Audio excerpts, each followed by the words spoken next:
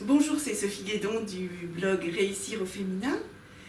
J'ai le plaisir aujourd'hui d'interviewer et d'avoir rencontré Jack Michael. Je prononce peut-être pas bien. Jack Michael Sword. D'accord. Présenté, Monsieur Sword dit mes amis disent de moi que je suis milliardaire. C'est ça, hein, c'est comme ça que vous vous présentez. On peut dire, oui. Vous ne le dites pas. Non, parce que ça a tellement peu d'importance pour moi. D'accord. J'ai pas besoin de le dire. On est ou on n'est pas quelque chose. Donc moi, je vis une vie qui est une vie assez sympathique. Les choses sont plutôt faciles. Donc vu de l'extérieur, les gens se disent ah, il a une vie de milliardaire, mais ça veut rien dire du tout.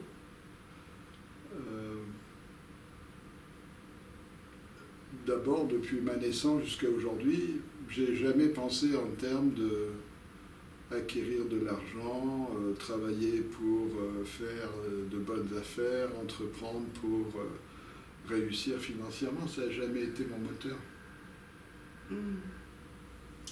Et alors, par rapport à le perlimpinpin que vous évoquiez tout à l'heure, est-ce que vous pensez que cette conscience d'appartenir à quelque chose, c'est en lien avec le fait d'être devenu milliardaire ou d'avoir à disposition tout ce que vous pouvez voir? On va dire les choses un petit peu différemment. L'être humain, globalement, la majorité des êtres humains, par rapport à leur éducation familiale, scolaire, ethnique, religieuse, pensent qu'ils sont des individus séparés de tout. Ouais. Et donc ils se voient toujours, ah, t'es différente de moi, ah, t'es une femme, moi je suis un homme, et ah, toi t'es riche, moi je suis pauvre, ou t'es paysan, moi je suis ingénieur. Et on se donne des étiquettes comme ça qu'on colle sur le front. Mais ces étiquettes ne veulent strictement rien, mais rien dire du tout. Ce n'est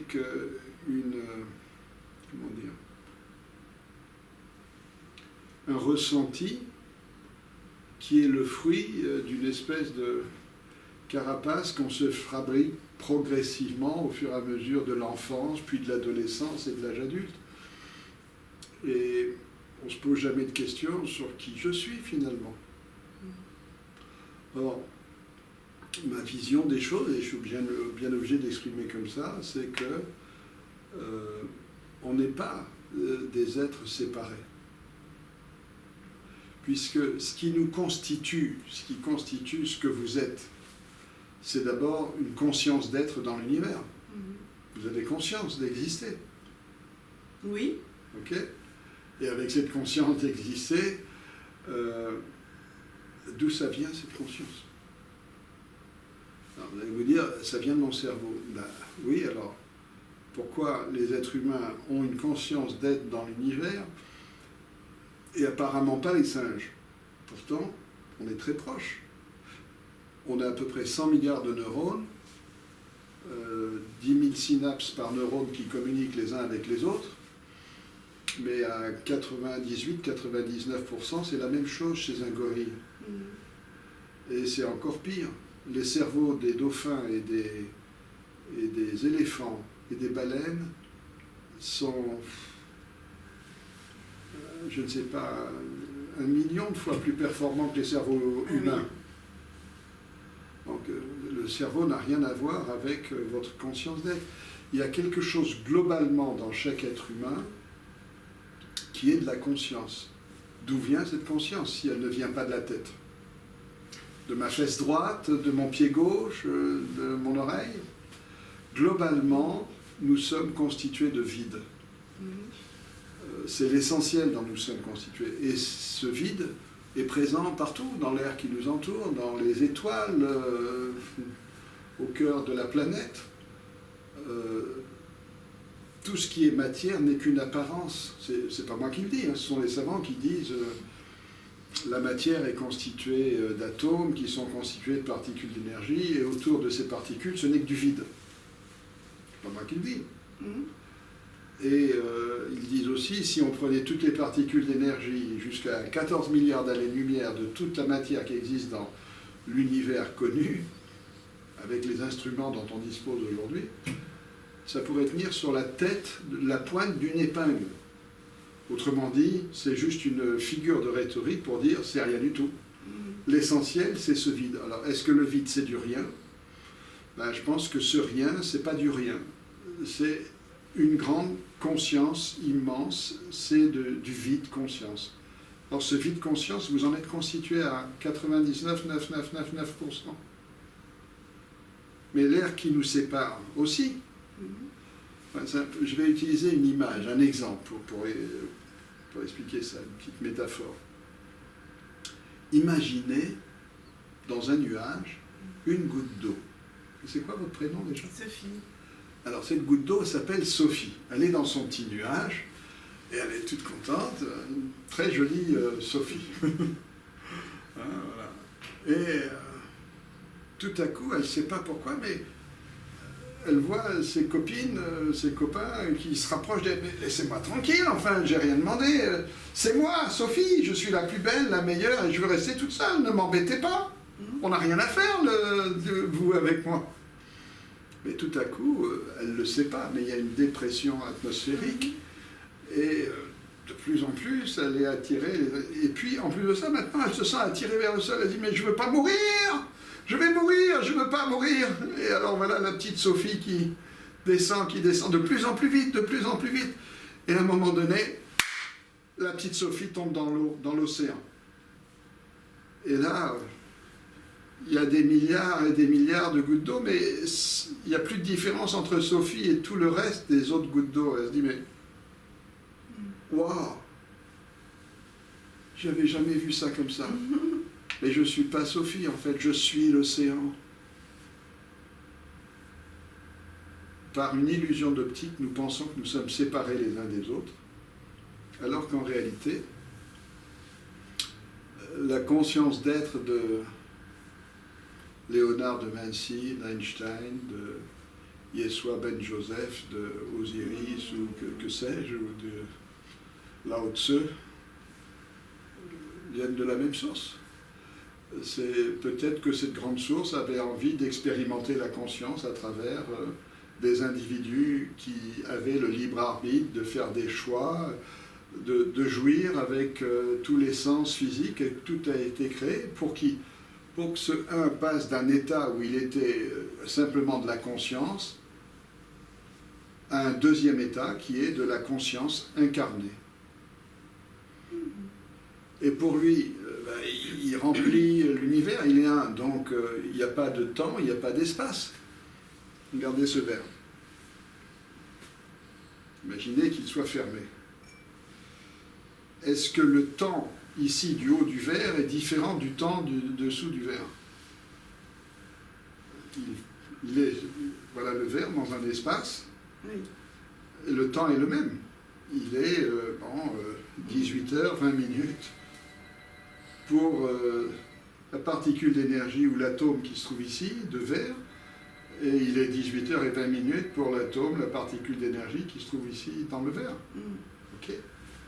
Maintenant, si au lieu de regarder le verre comme ça, ah tiens là, il y a un petit microbe qui est infiniment petit et qui avance à une telle vitesse que pour aller de là et faire 1 millimètre, il va mettre 10 000 ans. Pour lui, le temps existe. Le temps ici et le temps 1 millimètre plus loin, c'est 10 000 ans. Mais en réalité, voilà. Et prenez ce verre, imaginez qu'il grandisse, et qu'il nous englobe tous les deux. Et il continue de grandir. Et il englobe tout l'hôtel ici, de cette jolie suite dans le Sofitel de Lyon. Et il grandit, et il englobe toute la Terre. Et puis tout l'univers, qu'est-ce qui reste?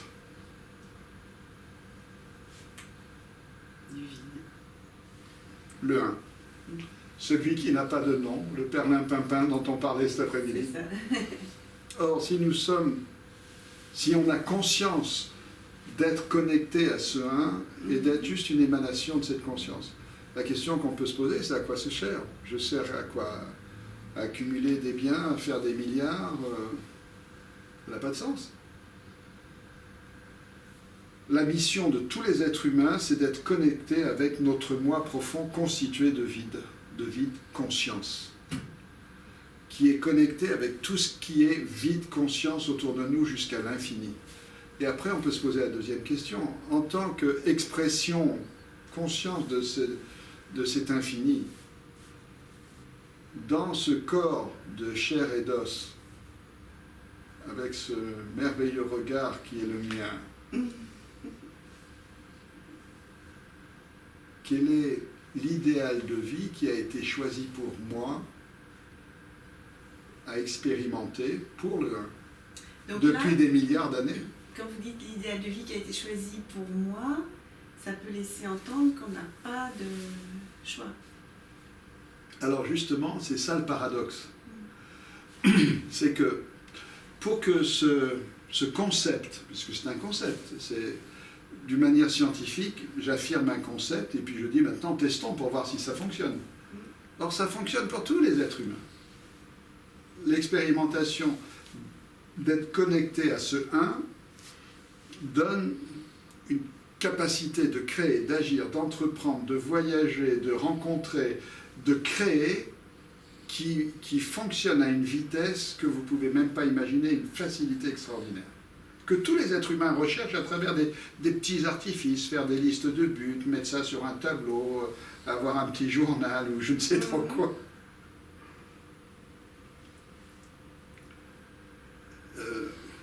Avec notre cerveau, on se croit intelligent, mais le cerveau rend stupide. L'action rend intelligent. L'action doit toujours précéder la pensée. Je me pose une question, ok. Alors, ouais, cette question, c'est peut-être ça, c'est peut-être inspiré. Ok, j'agis, puis on va voir ce que ça donne. Ah, ça donne résultat. Maintenant, je peux utiliser la pensée. Qu'est-ce que j'ai à apprendre de ce qui vient de se passer? Et si vous passez votre temps à penser avant d'agir, ben vous êtes un peu comme cet imbécile qui est à Lyon, qui veut monter à Paris, qui se dit il faut que j'organise bien tout, et je ne monte pas à Paris tant que je n'ai pas organisé pour que tous les feux soient verts entre Lyon et Paris. C'est ce qu'on fait, hein, parfois. Mais c'est pas ce qu'on fait parfois, c'est ce qu'on fait constamment. En se croyant la petite Sophie, un goutte d'eau dans son nuage, toute seule, alors que tout est connecté.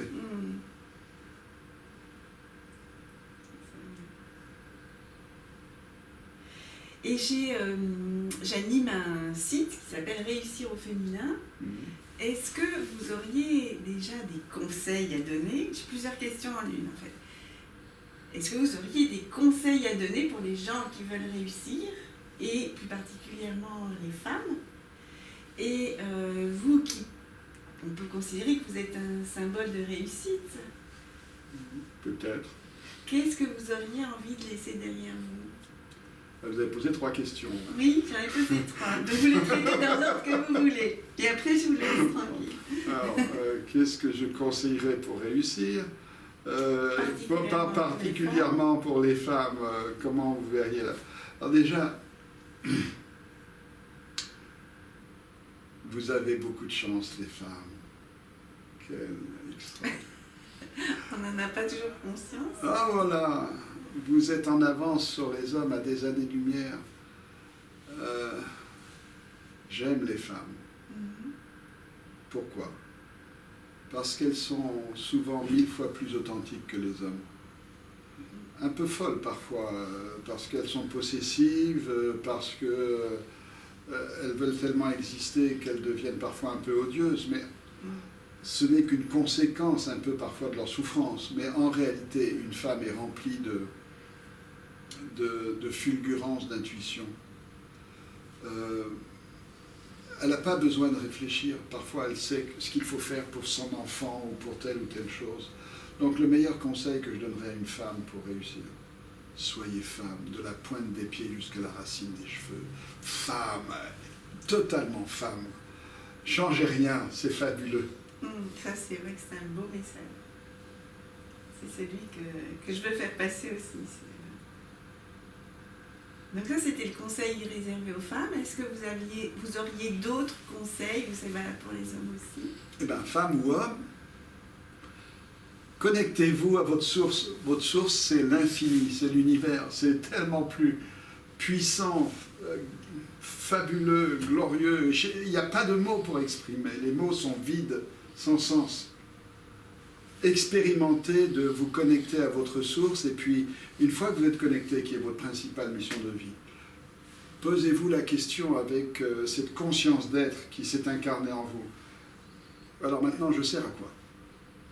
Quel est mon don, mon talent? Quel est l'idéal de vie pour lequel j'ai été constitué? Comment je vais jouir au maximum de ce temps d'existence dans ce corps physique de chair et d'os? Comment je vais jouir en buvant, jouir en chantant, jouir en créant, jouir en marchant, jouir en pensant, jouir en lisant, jouir. On est là pour être heureux. J'avais envie de vous demander, parce que c'est une question que je rencontre souvent, comment on sait qu'on est dans sa mission, dans son... Quand on jouit. Mais voilà, c'est ça que je voulais vous entendre me dire. Vous l'aviez dit, mais parce que beaucoup de gens se posent la question, et la réponse, elle est toute simple. Ça me fait penser à quelque chose qui a peut-être à vos yeux rien à voir avec la question, mais quand même il y a quelque chose qui... Si vous y pensez, c'est que ça a à voir quelque chose.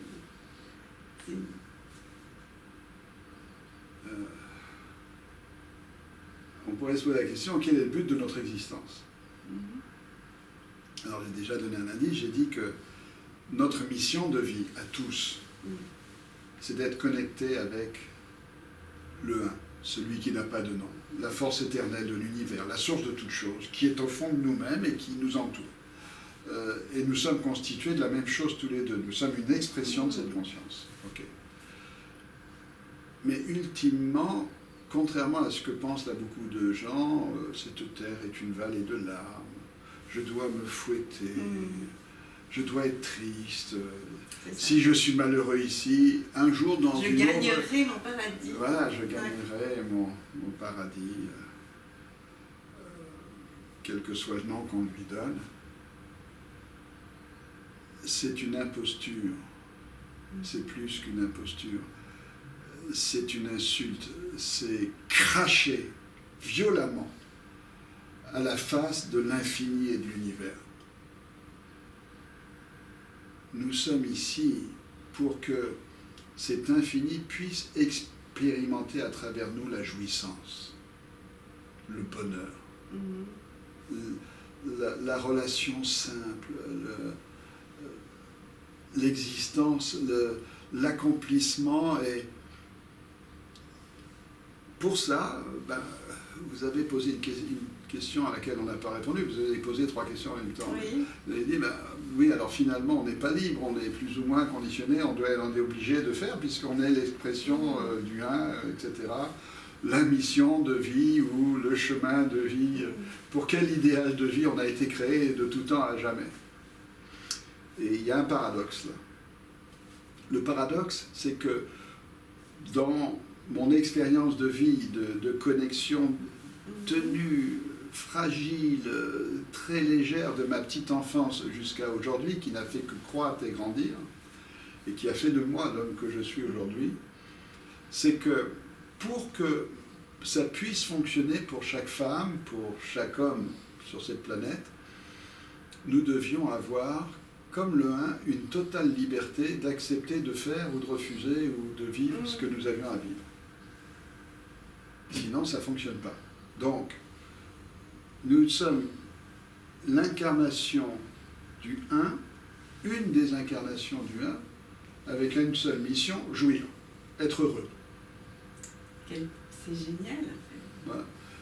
Et alors, ce qui nous empêche de jouir et d'être heureux, c'est qu'on se sent séparé de tout ce qui est. Et comme on se sent séparé de tout ce qui est une illusion, alors on s'invente toutes sortes de schémas, de scénarios pour faire le concours. Je suis plus malheureux que toi, tu devrais me plaindre si tu étais passé par là où je suis passé, etc. Donc c'est comme si on faisait un concours et celui qui gagne, c'est celui qui perd le plus. C'est un peu fou, quoi. Et alors, le Un regarde, il observe, il se dit, bon, quand est-ce qu'il la comprend? Mais je ne peux pas me révéler à lui ou lui parler comme un ami parle à un ami, parce qu'à ce moment-là, ça sera tellement facile pour lui. Il n'a plus son libre arbitre. Il devient un robot, il est obligé de faire quelque chose qui est une évidence. Il n'a plus besoin d'évoluer par lui-même. Or, pour que le 1 passe de son premier état d'existence, conscience d'être, mais sans aucune création, sans aucune incarnation, à conscience d'être incarné, avec peut-être un troisième état futur, dont nous parlerons peut-être un jour, ben, il fallait que les créatures aient un total libre arbitre de penser, d'agir, de choisir. Pour qu'un jour, avec ce libre arbitre, ces créatures soient suffisamment mûres et peut-être suffisamment expérimenter leurs bêtises de séparation, de guerre, et moi je suis mieux que toi, mes croyances sont meilleures que les tiennes, etc., etc. Les femmes sont supérieures aux hommes, les hommes sont supérieurs aux femmes, je ne sais pas trop quelle guerre on va inventer, pour, en conscience, dire, bah, peut-être maintenant le temps est venu, si on est 7 milliards sur la planète, quel que soit notre niveau d'éducation, notre culture, notre famille, notre langue, notre peuple, notre communauté, connectons-nous avec notre source.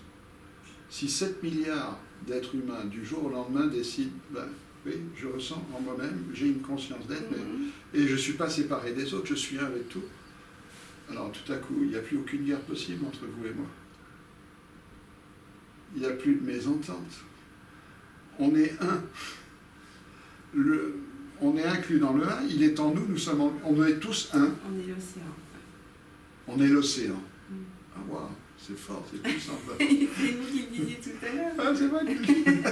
Avec la goutte d'eau qui tombe dans l'océan. Et nous sommes l'océan. Et à partir du moment où nous sommes l'océan, je sens que vous avez compris le concept. Vous avez capté quelque chose. Et c'est merveilleux. Parce que là, en quelques secondes, il vient de se passer quelque chose. Et ça change votre regard sur la vie. Parce que vous n'avez plus besoin même de vous prendre la tête pendant des semaines, des mois, des années pour dire je dois réparer le tort que j'ai fait à ma maman, je l'ai jugé, et j'ai souffert ceci, et il faut que je nettoie et que j'élimine, ou je dois créer que tout à coup, non, vous êtes. Vous êtes né pour la gloire, l'excellence, vous êtes né pour être heureuse, pour entreprendre, vous êtes né pour penser juste, vous êtes né pour créer, vous êtes né pour exprimer des talents qui sont particuliers à chaque être humain. Et nous sommes tous des génies. Et on s'évertue à devenir des débiles mentaux.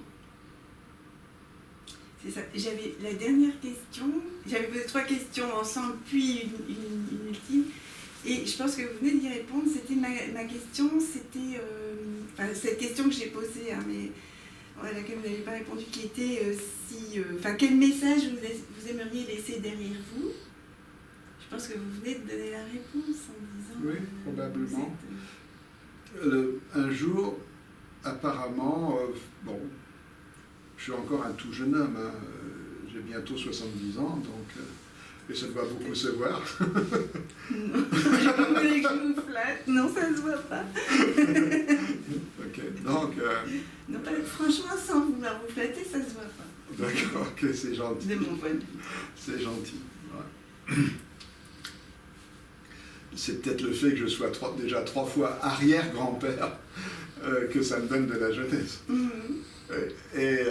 Donc un jour, dans quelques semaines ou quelques milliards d'années, mon corps va se décomposer et donc je n'incarnerai plus cette partie de la conscience du un dans ce corps physique.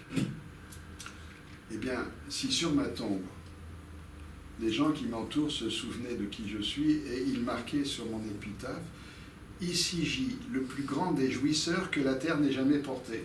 Voilà, là je serais... C'est ça que vous aimeriez. Ce serait le pied. Ok, bon bah...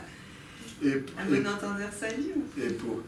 Et pour jouir, je dirais humblement, acceptons de nous connecter à notre source. Et posons-nous la question, quel est l'idéal de vie qu'il a prévu pour moi? Et comment prendre mon pied avec cet idéal, avec des buts, des objectifs à accomplir chaque jour. Et comme on est tous avec ce corps physique un peu comme si on était dans une voiture avec un GPS qui voit à 100 mètres ou à 200 mètres ou à 1 kilomètre, et qui a quand même tout le parcours enregistré.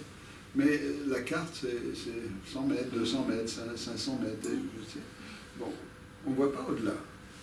Mais si, pour atteindre nos buts et nos objectifs quotidiens, on les recentrait, finalement, comme je fais depuis des décennies, au quotidien, sur l'idéal de vie qui est prévu pour moi. Au début de ma vie, quand j'étais un petit bébé, et que j'ai commencé à me poser les premières questions sur qui je suis, à quoi je sers, qu'est-ce que je fabrique ici, et que je ne savais pas trop, je suis entré sur ce chemin. Bien évidemment, je n'ai pas tout de suite pris conscience qu'il y avait au fond de moi une conscience d'être.